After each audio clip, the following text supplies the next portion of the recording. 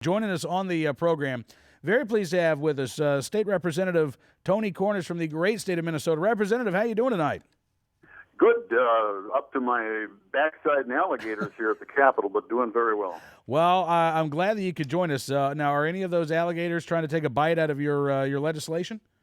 Well, unfortunately, my buddies, I'm a chief of police, my chief of police got together this morning in a news conference and started assailing like they did the Personal Protection Act, and they were wrong on that one, and they're wrong on this one, so I'm fighting that back now. But the bill is sitting on the House floor, and in the Senate, it's about a breath away from the House floor in the Finance Committee, so it's going pretty good. Well, that's great to hear. Yeah, I did see this op-ed by Scott Knight, who is the chief of police in Chaska, Minnesota. Now, what many folks may not realize is that he is also the head of the Firearms Committee for the International Association of Chiefs of Police, which gets a lot of funding from the very anti-gun Joyce Foundation. He's also worked with the anti-gun mayor of New York City, Mayor Bloomberg. I mean, he's been a gun control advocate for several years now, Representative. Oh, yeah, in 2008, when I had the Castle Doctrine up, it died on an 8-8 tie, and he testified against the Castle Doctrine then. And the only reason it died is one person switched their vote and another one took a walk, a couple DFLers, and so we almost had it then. But Scott Knight has been an anti-gunner ever since I known him. So it seems like, as I'm reading this, his first objection, he says, look, no one argues against the established right that a person's home is his or her castle, that people are justified in taking whatever measures might be necessary in protecting hearth and family. I would actually disagree. Several of his fellow gun control supporters absolutely disagree with the Castle Doctrine, even in the home.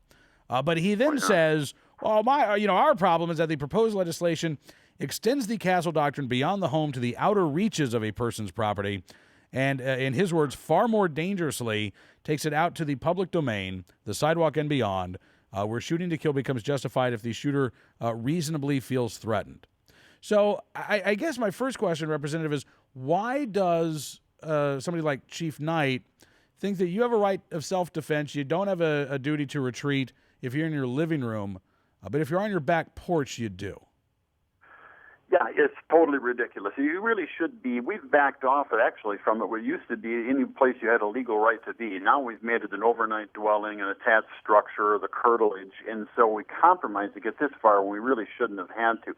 Anywhere you've got a right to be, you shouldn't feel that you have to take off and run, especially the elderly or handicapped. I mean, it's ridiculous to think you have to retreat. It's funny, a policeman the other day, we had a rape in Woodbury, and the policeman said that he told the women from now on should carry a flashlight or a whistle. I don't know what good that would have done. It's wow, just unbelievable. All right, so his next objection, he says if the proposed bill becomes law, there would be nothing to prevent one gang member from shooting another and claiming immunity because of having felt threatened by a rival. But, Representative, don't we already have criminals who try to claim that they acted in self-defense, and that's what trials are for? This bill says that you don't get the exception or you don't get the privilege of their presumption if you're in the act of committing a crime. Plus, gangbangers here can't possess a firearm, and so if you knock out the exception for you can't use it while you're committing a crime, and you can't possess it if you're a felon, you can't possess it if you're a gang member. I mean, it's a total ridiculous analogy that they're throwing out. It's just scare tactics. Yeah. And then he says the bill encourages escalating conflict. It sanctions shooting, he writes, when there is a threat of substantial harm, allows the shooter to continue shooting until the danger is, quote-unquote, eliminated, and frees the shooter of all civil or criminal liability for innocent bystanders who get shot. I have to say, it strikes me as exceedingly odd, Representative, that you have Chief Knight saying that there is something wrong about telling people who are acting in self-defense, be they civilians or law enforcement officers, to allow the danger to continue. I mean, I thought it was standard procedure for law enforcement to shoot to stop the threat.